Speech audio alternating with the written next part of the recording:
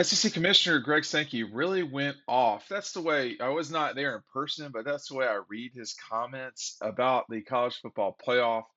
Stick with me in this video because I'm going to tell you right now that this is beyond just the college football playoff. This is about I guess frustration is one way to put it from Greg about the lack of progress moving forward in college sports, generally speaking.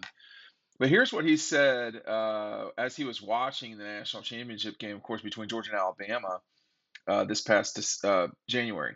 He said, I was sitting there watching the national championship, and I thought they just thought I wasn't serious when I said we can have it at four, meaning four playoff teams.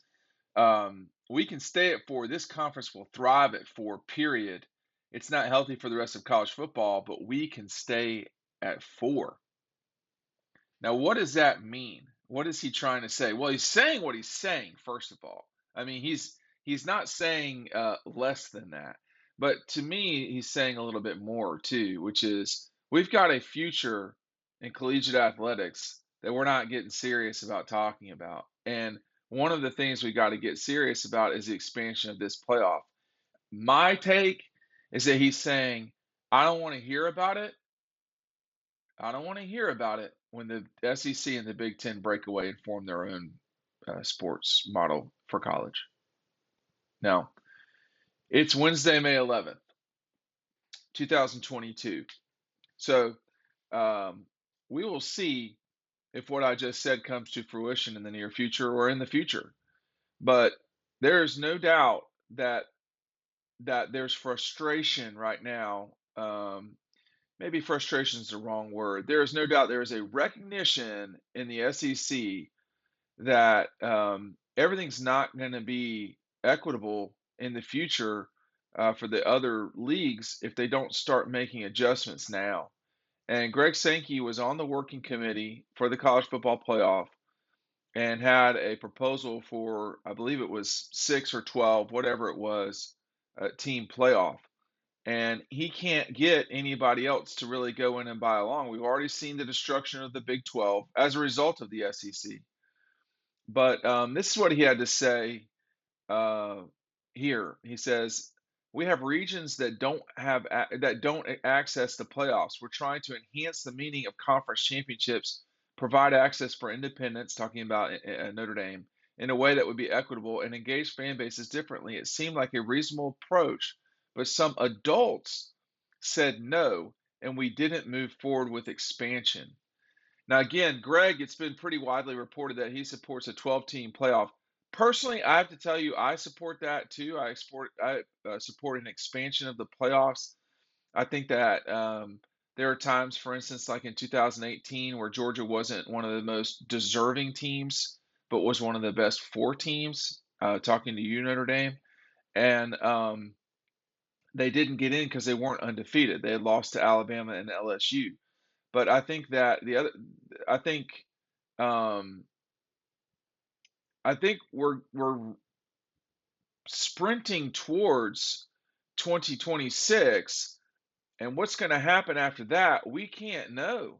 There are television contracts in place with Disney and ESPN, excuse me, Disney and the SEC, and we know that News Corporation, which is Fox, is going to control at least part, if not all, the majority of the Big Ten's uh, inventory moving forward. But what I mean by all of that is in 2026, you could see a real sea change because if the college football playoff falls apart, which it could, that was a 12-year contract. It started in 14. It's going to end in 16. Um, you could see everything that, for lack of a better term, we built go away. I do want to make sure to plug the book. The only place you can get DAWGSTRUCTION and the only place that you can get it um, easily is by clicking the link below. The way that you support these videos is by buying the book. The link is down below. If you want to see it in person, all you got to do is go to Clayton Street downtown in Athens and check out UGA Red Zone. That's the only place that you can get it and see it in your hands. Okay, so those two places, but we're barreling towards a real problem, for lack of a better term, for collegiate athletics. The straw that stirs the drink and the ice in the drink and the liquor in the drink is college football.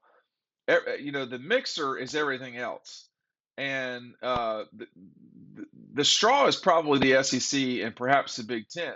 Those are the power. Those are the powers in college sports right now, and everything's going to fall apart if everybody doesn't get their act together. The SEC, in particular, is ready to move forward. It seems like the Big Ten is, but the hesitation from the ACC, well, specifically from the Big 12, the Pac 12, and the ACC's hesitancy, I guess you could say. I'm not going to put the blame on the ACC necessarily on this one, but all of that causes real issues, and it's not hurting the SEC. The two teams that played for the national championship, Alabama and Georgia, are from the same league. This is twice in a 4-year period that these two teams have played for the national championship. That's not good for college football in the grand scheme of things. And what we're seeing right now is an opportunity to expand to where more teams have an opportunity to win this every single season, this trophy. And they're not taking advantage of it. I got to tell you, I'm not sure why. Here's what Greg has to say as it relates to the 2026. He says, there's nothing that exists after year 12. There aren't any bowl relationships. There's not a media rights deal. There is not a college football playoff format for the 2026 season. Is anybody listening? I mean, we are not that far away from that, y'all. And for all the money that Disney has, uh, they can't force everyone to the table. They can't make everything happen. The leagues themselves, the schools, are going to have to understand we are at a perilous moment here. We are getting close to too late before this playoff dies, and we go back to the jacked up structure that we've had in the past with the BCS, where the two best teams don't necessarily play, and we're relying on computers and all this stuff. For me, again, I don't think it benefits Georgia or the SEC, but I do think that an expanded playoff makes the most sense. To people who say we don't need to see Georgia beating Michigan's ass again to know that Georgia is a better team. Well, that was that particular instance. What would it have been like had Georgia played Notre Dame in 2018 and then gone on to have an opportunity to play Alabama again for the national championship, or had an opportunity to play Clemson? I mean, what I would like to see is the best teams play. We get that more often than not in the college football playoff, but we don't always get that. The other thing too is, a season ago, it's very possible that Cincinnati was one of the top 4 teams, or certainly one of the top 6. They didn't get a chance to play for it in 2020. They got a chance in 2021 and lost, but that's not the. I think there is a break even moment. You don't want 16 teams in the playoff. I'm not sure you got to have 12, but that comes down to logistical issues. Greg Sankey is getting worn out, and make no mistake, the most powerful person in collegiate athletics is Greg Sankey. He happens to be the commissioner of the SEC. People aren't paying attention in a way that they should. I'm saying this out loud so everybody pays attention. If this thing falls apart, it will accelerate the departure of college football as we've known it forever. The Big Ten and the SEC will check out. They will leave the ACC, Big 12, and Pac 12 in the dust. They will take the best of those places, and they will leave them a crumbling conference. USC, Miami, whoever is left that matters, and whoever is left that has markets, they will be picked. They will be taken. And if North Carolina doesn't get taken, or UCLA doesn't get taken, nobody in the SEC is going to care. The way to avoid that is by being the one way to avoid that, not the only way to avoid that, is by making sure there's equity in the playoff and expanding it. Now, I keep saying equity. I do think it's equitable, but I think all conference champions should have a piece of the pie, or at least the ability to play for it. Thanks for watching.